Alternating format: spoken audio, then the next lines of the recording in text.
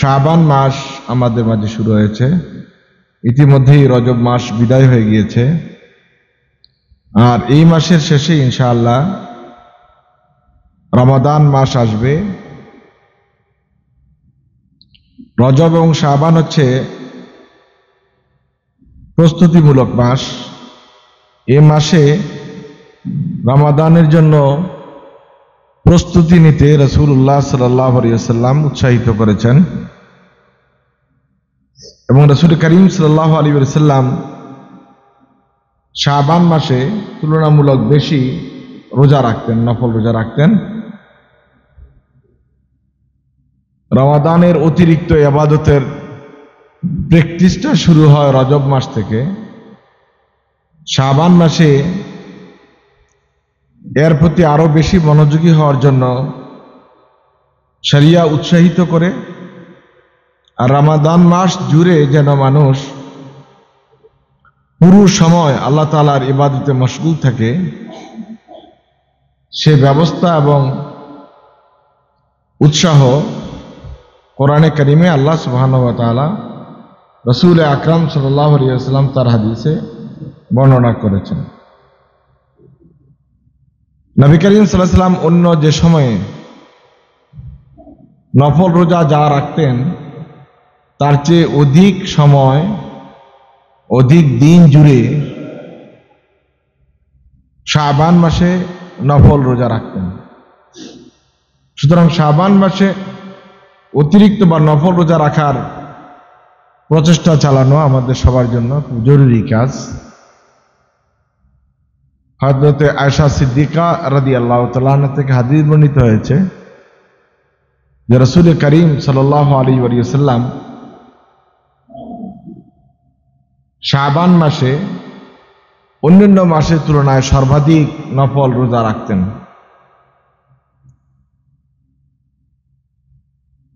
আল্লাহ সুবহানাহু ওয়া তাআলা আমাদের সবাইকে শাবান মাসের ফজিলত অর্জন করার তৌফিক দান করুক এবং আমাদেরকে এ মাসে অতিরিক্ত রোজা আদায়ের তৌফিক দান করুক, আমিন।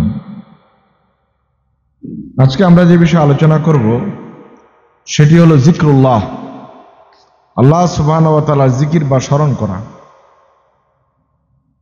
এটি একটি গুরুত্বপূর্ণ বিষয় এজন্য যে ঈমানদার বা মুমিন শুধু তার ঘুমের সময়টুকু বাদ দিয়ে যতটুকু সময় সে অ্যাক্টিভ থাকে, সজাগ থাকে, সবটুকু সময় জুড়েই সে আল্লাহ সুবহানাহু ওয়া তাআলার জিকিরের মধ্যেই মাশগুল থাকবে, আল্লাহ তাআলার স্মরণের মধ্যেই লিপ্ত থাকবে। এটা তার ডিউটি। আল্লাহ তাআলার স্মরণ করা, জিকির করা, এটা তার মনে, মননে, চিন্তায়, চেতনায়, আমলে, আখলাকে এমনভাবে গ্রথিত হয়ে যাবে, এমনভাবে চর্চিত হবে যাতে করে এটা স্পষ্ট হয়ে যায় যে আল্লাহ সুবহানাহু ওয়া তাআলাই তার একমাত্র লক্ষ্য এবং উদ্দেশ্য, এবং তাকে খুশি করাই তার জীবনের একমাত্র লক্ষ্য। এজন্য আল্লাহ সুবহানাহু ওয়া তাআলা কোরআন কারীম জুড়ে আল্লাহ তাআলাকে স্মরণ করার বা জিকির করার যেমন নির্দেশ দিয়েছেন তেমন উৎসাহ দিয়েছেন। কোন কোন জায়গায় নির্দেশ করেছেন, কোন কোন স্থানে উৎসাহিত করেছেন, যাতে করে স্বতঃস্ফূর্তভাবে বান্দা আল্লাহ সুবহানাহু ওয়া তাআলাকে স্মরণে রাখে বা স্মরণ করে। কুরআনুল কারীম সূরা আল বাকারা আয়াত নম্বর 200 আল্লাহ সুবহানাহু ওয়া তাআলা ইরশাদ করেন, ফাইজা কাদাইতুম মানাসিকাকুম ফাযকুরুল্লাহা কাযিকরিকুম আবাআকুম আও আশাদ্দা যিকরা।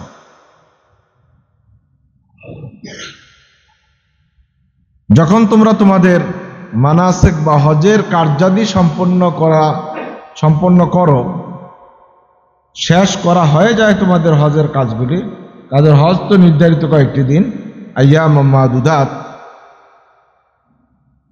হজের কাজ যখন তোমরা শেষ করে ফেলো তখন তোমাদের কাজ হবে ফাজকুরুল্লাহ কা যিকরিকুম আবাআকুম আও আশাদ্দা যিকরা, তোমাদের পিতামাতা পিতৃপুরুষ তাদেরকে যেভাবে স্মরণ করো তার চেয়ে বেশি বেশি আল্লাহ সুবহানাহু ওয়া তাআলাকে স্মরণ করো।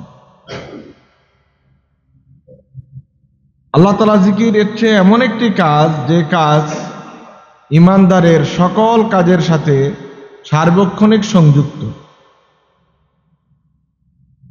সূরা আলে ইমরানের 41 নম্বর আয়াতে আল্লাহ সুবহানাহু ওয়া তাআলা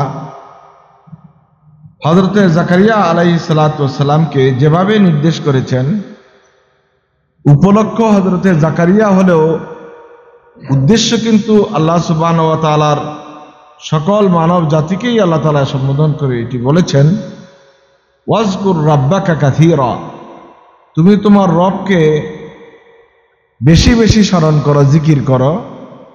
ওয়াসাব্বিহ বিল আশিয়্যি ওয়াল ইবকার, সকাল সন্ধ্যায় তুমি তোমার রবের তাসবিহ পাঠ করো।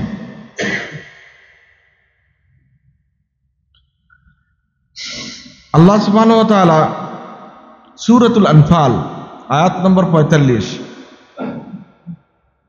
আমি আপনাদেরকে আরো কয়েকবার বলেছি যে সূরাতুল আনফাল হলো গজওয়ায়ে বাদার বা বদর যুদ্ধের পুরো বিবরণটি আল্লাহ সুবহানাহু ওয়া তাআলা যে সূরায় উল্লেখ করেছেন, এই সূরাটি হলো সূরাতুল আনফাল। এখানে আল্লাহ সুবহানাহু ওয়া তাআলা আল্লাহ তাআলার জিকিরের বিষয়টি স্পষ্ট করেছেন। জিকির কখন করবেন, দুঃখের সময়ে না সুখের সময়ে, বিপদে নাকি আরামে থাকা অবস্থায়। আল্লাহ সুবহানাহু ওয়া তাআলা বলছেন, জীবন চলে যায় এমন মুহূর্ত, জীবন চ্যালেঞ্জের মুখোমুখি এমন সময়ে, যুদ্ধরত অবস্থায়, জীবন মরণের সন্ধিক্ষণেও আল্লাহ সুবহানাহু ওয়া তাআলাকেই জিকির স্মরণ করতে হবে। আল্লাহ সুবহানাহু ওয়া তাআলা যুদ্ধক্ষেত্রে আল্লাহ তাআলা কে স্মরণ করার কথা উল্লেখ করেছেন। ওয়াইযা লাকিতুম ফিআতান ফাসবুতু ওয়াজকুরুল্লাহা কাসীরা, যখন তোমরা কোনো তোমাদের শত্রু বাহিনীর মুখোমুখি হবে তখন তোমরা দৃঢ়তার সহিত মনোবল নিয়ে দাঁড়িয়ে যাবে, পলায়ন পর হওয়ার চেষ্টা করবে না। ওয়াজকুরুল্লাহা কাসীরা, আর আল্লাহ তাআলাকে বেশি বেশি স্মরণ করবে। যে যুদ্ধের সময় প্রাণ বাঁচানোই দায় হয়ে যায়, মানুষের টার্গেট থাকে নিজকে সেভ করা, জীবন বাঁচানো, সেই অন্তিম সময়েও আল্লাহ সুবহানাহু ওয়া তাআলা বান্দার কাছে চেয়েছেন ওয়াজকুরুল্লাহা কাসীরা, আল্লাহ সুবহানাহু ওয়া তাআলাকে বেশি বেশি স্মরণ করা। আমরা রাসূল আকরাম সাল্লাল্লাহু আলাইহি ওয়াসাল্লামের জীবন থেকে যা দেখেছি তা হলো আল্লাহ সুবহানাহু ওয়া তাআলাকে রাসূল আকরাম সাল্লাল্লাহু আলাইহি ওয়াসাল্লাম স্বাভাবিকভাবে তো স্মরণ করতেনই, যুদ্ধক্ষেত্রগুলোতে রাসূলুল্লাহ সাল্লাল্লাহু আলাইহি ওয়াসাল্লাম আল্লাহ তাবারক তাআলাকে আরো বেশি বেশি স্মরণ করতেন। বদরের যুদ্ধ শুরু হওয়ার আগেই নবী করিম সাল্লাল্লাহু আলাইহি ওয়াসাল্লাম আল্লাহ তাআলার কাছে দোয়া করতে লাগলেন, আল্লাহ তাআলার কাছে আশ্রয় কামনা করতে লাগলেন। হাদিস সহিহ বুখারী কিতাবুল মাগাজি বাবু গজওয়াতে বদরিন, সেখানে বর্ণনা করা আছে যে রাসূলুল্লাহ সাল্লাল্লাহু আলাইহি ওয়াসাল্লাম যুদ্ধে যাওয়ার আগে আল্লাহ তাআলাকে কিভাবে স্মরণ করেছেন। আব্দুল্লাহ ইবনে মাসউদ থেকে হাদিস বর্ণিত হয়েছে, রাসূলুল্লাহ সাল্লাল্লাহু আলাইহি ওয়াসাল্লাম তার তাঁবুর মধ্যে বসা দুহাত আকাশের দিকে উত্তোলন করে দিয়েছেন, এতটুকু উপরে উঠিয়েছেন যে রাসূল সাল্লাল্লাহু আলাইহি ওয়াসাল্লামের বগলের শুভ্রতা পর্যন্ত সাহাবায়ে কেরাম রিদওয়ানুল্লাহি তাআলা আলাইহিম আজমাইন দেখতে পেয়েছিলেন। আর রাসূল বারবার আল্লাহ তাআলাকে স্মরণ করছিলেন আর দোয়া করছিলেন, বলছিলেন ইয়া আল্লাহ লাউ শিইতা ইন লাম তুবাদ, যদি আপনি চান যে আজকের দিনের পর, এই বদরের যুদ্ধের পর কেউ আর আল্লাহকে স্মরণ না করুক, আপনাকে স্মরণে না রাখুক, স্মরণ করার মতো আর একটি প্রাণও বেঁচে না থাকুক, এইটাই যদি আপনার প্রতিজ্ঞা চাওয়া হয়, তাহলে আজকের এই লড়াইয়ে, এই যুদ্ধে আপনি আমাদেরকে পরাজিত করে দিন।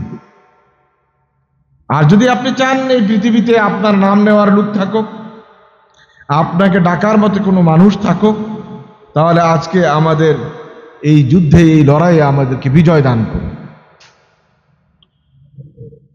রাসূল সাল্লাল্লাহু আলাইহি ওয়াসাল্লাম এত বেশি আবেগ নিয়ে দোয়া করছিলেন, হযরত সাইয়েদনা আবু বকর সিদ্দিক রাদিয়াল্লাহু তাআলা আনহু রাসূলের এই দোয়ায় তিনি অনেক বেশি পেরেশানি হয়ে পড়লেন। তিনি এসে বললেন, কাফাকা ইয়া রাসূলুল্লাহ, ইয়া রাসূলুল্লাহ, আর দোয়ার প্রয়োজন নাই, আমি নিশ্চিত যে আল্লাহ সুবহানাহু ওয়া তাআলা আপনার দোয়া কবুল করে নিয়েছেন। আল্লাহ রাসূল সাল্লাল্লাহু আলাইহি ওয়াসাল্লামকে তিনি সান্ত্বনা দিলেন। বাস্তবিক পক্ষে হযরত আবু বকরের ভরসা ছিল, বিশ্বাস ছিল যে নবী মুহাম্মদ রাসূলুল্লাহ সাল্লাল্লাহু আলাইহি ওয়াসাল্লাম যখন আল্লাহ তাআলাকে স্মরণ করেছেন, দোয়া করেছেন, এই দোয়া কখনো আল্লাহ সুবহানাহু ওয়া তাআলা ফিরিয়ে দিবেন না। সেটি আল্লাহ সুবহানাহু ওয়া তাআলার ওই নির্দেশনার আলোকেই করেছিলেন, যেটি হযরতে জাকারিয়া আলাইহিস সালাতু ওয়াস সালামকে লক্ষ্য করে আল্লাহ তাআলা বলেছেন, ওয়াজকুর রাব্বাকা কাসীরান ওয়াসাব্বিহ বিল আশিয়্যি ওয়াল ইবকার। এবং আল্লাহ তাআলা বলেছেন, ইজা লাকিতুম ফিআতান ফাসবিতু ওয়াজকুরুল্লাহা কাসীরা। যখন তোমরা শত্রুর মুখোমুখি হবে, তখনও আমি আল্লাহকে বেশি বেশি স্মরণ করি।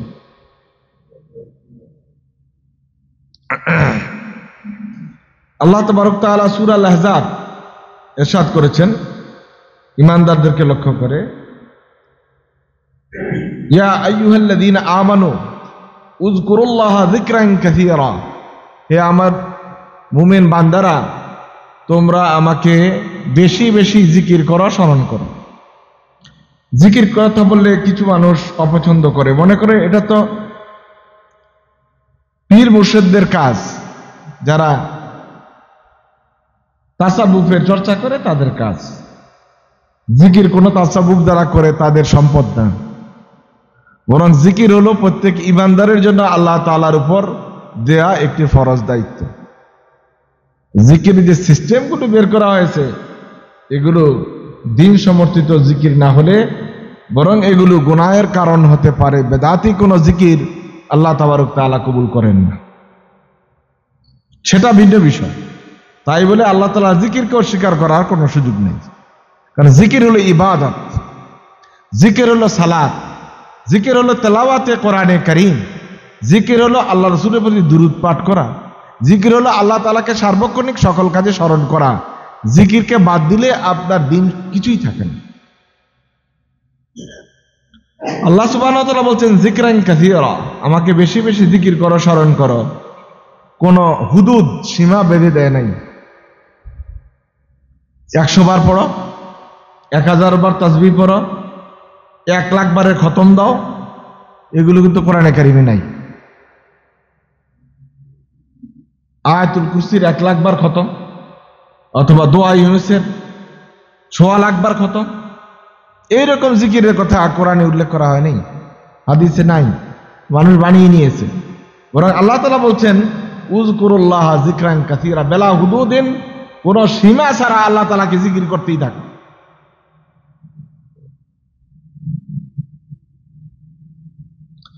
এই জন্য আব্দুল্লাহ ইবনে আব্বাস বলতেন, আল্লাহ সুবহানাহু ওয়া তাআলা জিকিরটাকে সীমাবদ্ধ করেন নাই, বরং যার যতটুকু ক্ষমতা থাকে অতটুকু ক্ষমতা দিয়েই যেন আল্লাহ সুবহানাহু ওয়া তাআলাকে সার্বক্ষণিক স্মরণ করতে থাকে।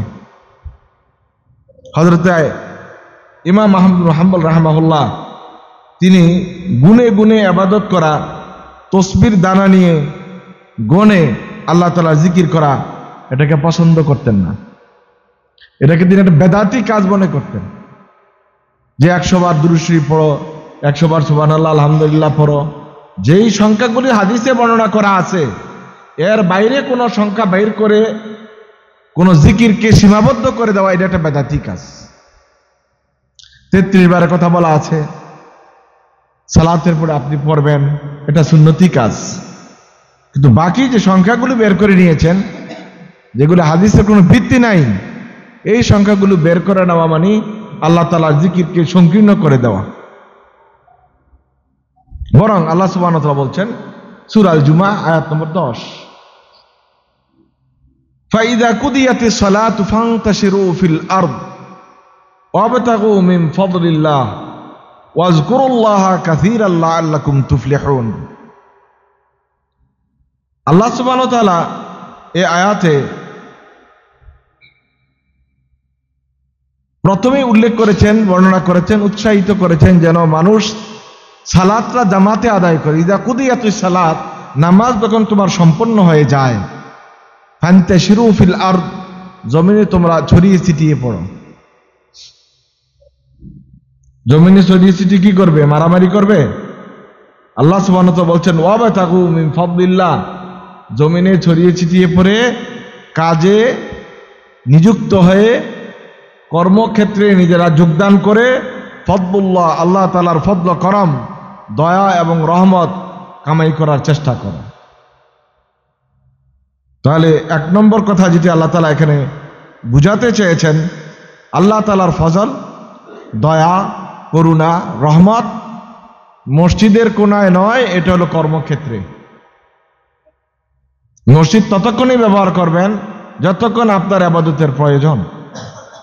এরপরে অযথা মসজিদে সন্ন্যাসীদের মতো বসে থাকার জন্য আল্লাহ তাআলা উৎসাহিত করেন নাই, বরং আল্লাহ বলছেন মসজিদ ছাড়ো, ফান্তাশিরু ফিল আরদ,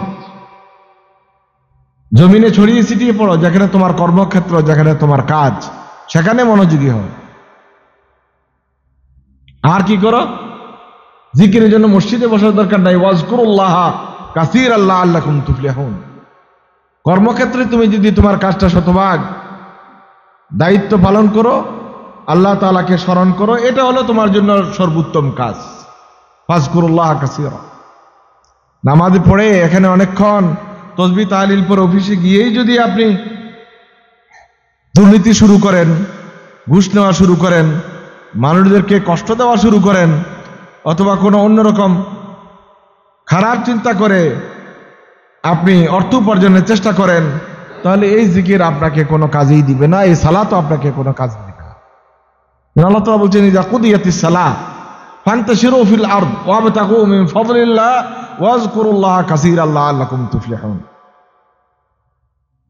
সফলতার একটাই রাস্তা, সেটা হলো সকল কাজে আল্লাহ তাআলাকে স্মরণে রাখা।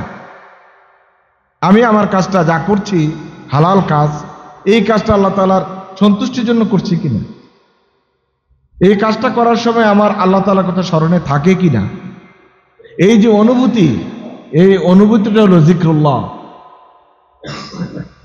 এবং আল্লাহ তাআলা জিকির করার জন্য কোথাও কোনো জায়গায় নির্দিষ্ট স্থানে বসে যাওয়া এটা জরুরি না। আপনি গাড়িতে উঠতে সময় দোয়া করতেছেন, নামতে সময় দোয়া করতেছেন, গাড়িতে বসা অবস্থায় জিকির করতে পারতেছেন, এই জন্য তো আওয়াজ করার দরকার নাই, মুখে উচ্চারণেরও দরকার নাই, বা আরেকজনকে শোনানোর জন্য একটা তাসবিহও সাথে রাখার দরকার নেই। অনেক লোক দেখবেন রাস্তাঘাটে ওনাদের হাতে তসবিহ থাকে। আমি খারাপ বলছি না, তসবিহ থাকে, তসবিহ থাকে, আর এটা নাড়তেও থাকে, কথাও বলতে থাকে। আপনার সাথে দেদারসে কথা বলতেছে আর তসবিহ দানা টানতেছে, বুঝাইতেছে ওনার কলব জারি আছে, ওখানে জিকির জারি আছে, আর মুখে আর মানে দুই সিস্টেম। আর এটা ধোঁকাবাজি, মানুষদেরকে ফাঁকি দেওয়া। এটা আল মুরাইল জিকির, জিকির করে এটা দেখানোর জন্য জিকির করা, এটা তো জিকিরের সওয়াব গেছেই গেছে, বরং উল্টা আরেকটা কবিরা গুনাহ যুক্ত হয়েছে।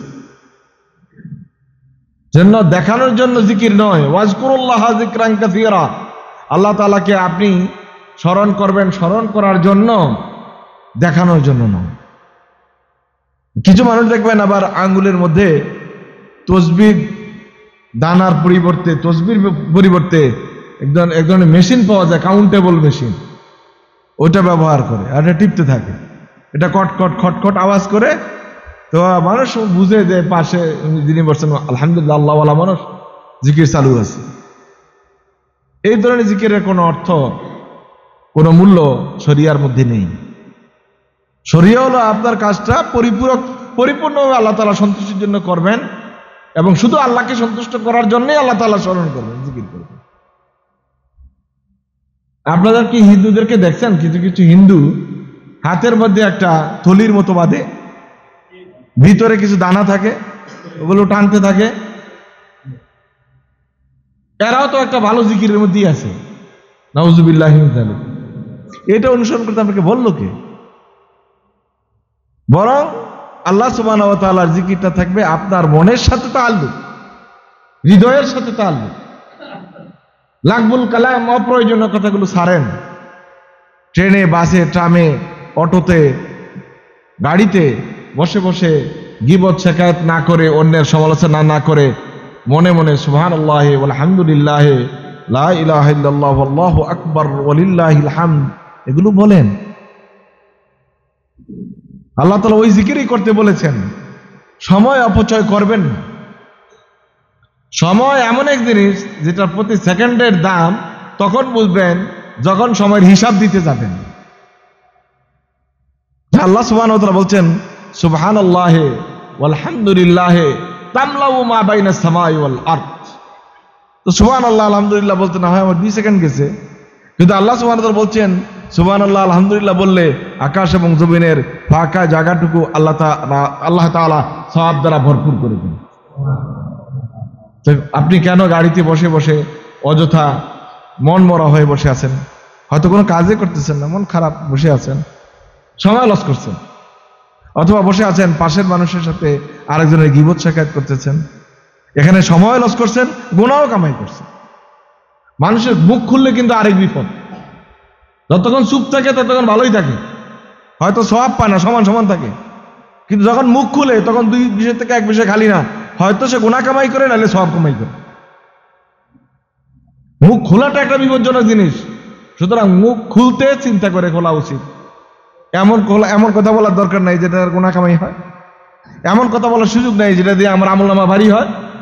যদি বলেন তাহলে কিছু নাসিহা করেন, শুনেন, মুযাকারা করেন, কোরআনের একটা আয়াতের তাফসীর করেন, একটা আয়াতের একটা ব্যাখ্যা করেন, অনুবাদ করেন, আরেকজনকে কিছু তাসবিহ তাহলিল শিখান, অথবা তাকে একটা আয়াতের শুদ্ধ উচ্চারণ শিখান, তাহলে আপনার সওয়াব অটো চলে যাচ্ছে।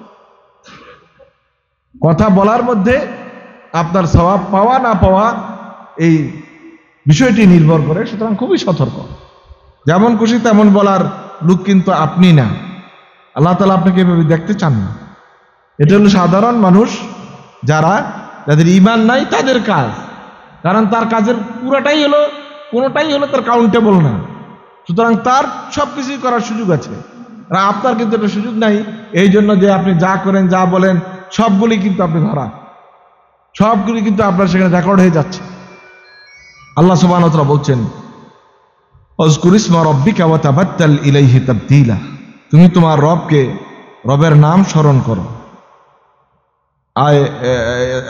মুফাসসিররা বলছেন অর্থ দাওয়াম আলা যিকরিল্লাহ, সব সময় তুমি দায়মান, সব সময় পুরো সময়টুকু আল্লাহ তাআলার জিকিরে কাটাও। লাইলান ওয়া নাহারা আলা আই ওয়াজহিন মিনাজ যিকর কান, যেরকম জিকিরে আপনার সহজ পছন্দ মনে হয়, রাতে এবং দিনে সার্বক্ষণিক আল্লাহ তাআলার জিকির করেন। সুবহানাল্লাহ পারেন, সুবহানাল্লাহই পড়েন। আলহামদুলিল্লাহ পারেন, আলহামদুলিল্লাহই পড়েন। আপনার জন্য কোনো বাধ্যবাধকতা করে দেওয়া হয় না এই জিকিরটাই করতে হবে। তাসবিহ, তাহমিদ, তাকবীর, তাহলিল, যেটা আপনার জন্য সহজ সেটাই করেন। আর তাবাত্তাল ইলাইহি তাবদীলা, এটা তাফসীর উলামা কেরাম করেছেন যে একেবারে পূর্ণ মনোযোগ দিয়ে আল্লাহ সুবহানাহু ওয়া তাআলার ইবাদতে মাশগুল হয়ে যায়।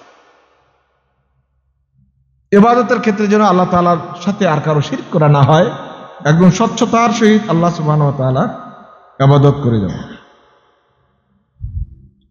আবু হুরায়রা রাদিয়াল্লাহু তাআলা থেকে একটি সহিহ হাদিস বর্ণিত হয়েছে। ইমাম তিরমিজি আলাইহির রাহমাহ হাদিসটি বর্ণনা করেছেন, ইমাম মুসলিম হাদিস বর্ণনা করেছেন। হায়াতুস সাহাবাতে হাদিসটি বর্ণিত হয়েছে, কানজুল উম্মালে হাদিসটি বর্ণিত হয়েছে, হাদিস সহিহ। আল্লাহ রাসূল সাল্লাল্লাহু আলাইহি ওয়াসাল্লাম বলেন, কানা আবু হুরায়রা রাদিয়াল্লাহু তাআলা বলেন, قال কানা রাসূলুল্লাহ সাল্লাল্লাহু আলাইহি ওয়াসাল্লাম ইয়াসিরু ফি তারিক বাক্কাহ। রাসূল সাল্লাল্লাহু আলাইহি ওয়াসাল্লাম একদা মক্কার কোন পথে হেঁটে যাচ্ছিলেন। ফামাররা আলা জাবালিন ইউকালু লাহু জুমদান। একটি পাহাড় অতিক্রম করছিলেন, ওই পাহাড়টির নাম ছিল জুমদান। ফাকালা সিরু হাযা জুমদানু সাবাকাল মুফাররিতুন। রাসূল বললেন, এটি হলো জুমদান পাহাড়, তোমরা এ পাহাড় দিয়ে চলে যাচ্ছ, ভ্রমণ করে যাচ্ছ। আজকে কিন্তু মুফাররিদুন যারা, তারা এই অগ্রগামী হয়ে গিয়েছে। ফাকালু ইয়া রাসূলুল্লাহ আমাল মুফাররিদুন। সাহাবীরা জিজ্ঞেস করলেন, হুজুর মুফাররিদ আবার কারা? এদেরকে তো চিনলাম না। আল্লাহ রাসূল বললেন, আয-যাকিরুনাল্লাহ কাসীরা। মুফাররিদুন হলো ওরা যারা আল্লাহ তাআলাকে সার্বক্ষণিক সবসময় বেশি বেশি স্মরণ করে, জিকির করে। সবচেয়ে সহজ ইবাদত হলো জিকরুল্লাহ। আল্লাহ তাআলার স্মরণ করা, এটার মতো সহজ কোনো ইবাদত নাই।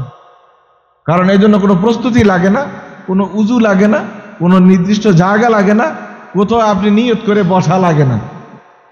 এর চেয়ে সহজ কোনো ইবাদতই নেই। যত ইবাদত আছে, সকল ইবাদতের মধ্যে সহজ ইবাদত হলো আল্লাহ তাআলা স্মরণ করা। মুআয ইবনে জাবাল রাদিয়াল্লাহু তাআলা হাদিস, কালা বাইনামা নাহনু নাসিরু মা রাসূলিল্লাহি সাল্লাল্লাহু আলাইহি ওয়াসাল্লাম ইজ ক্বালা রাসূলুল্লাহ সাল্লাল্লাহু আলাইহি ওয়াসাল্লাম আইনা সাবিকুন। ইমাম হায়সামি হাদিসটি তার কিতাবে উল্লেখ করেছেন, আর ইমাম তাবরানী হাদিসটি উল্লেখ করেছেন, হাদিস সহিহ।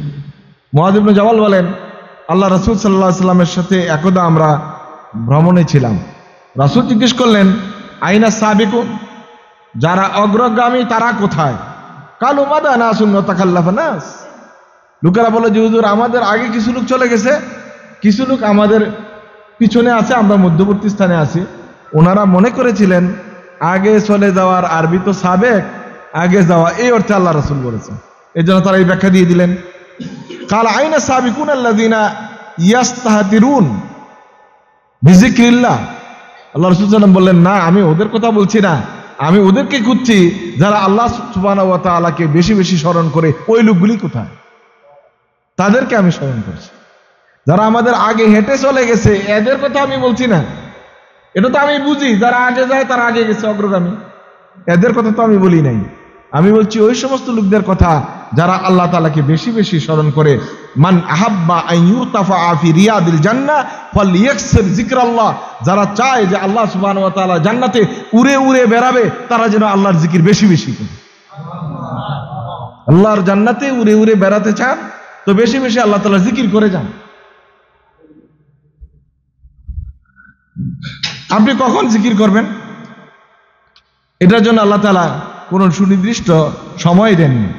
সালাত যেহেতু এক ধরনের জিকির, এজন্য আল্লাহ সুবহানাহু ওয়া তাআলা এটা নির্ধারিত নিয়ম এবং পদ্ধতি বর্ণনা করেছেন।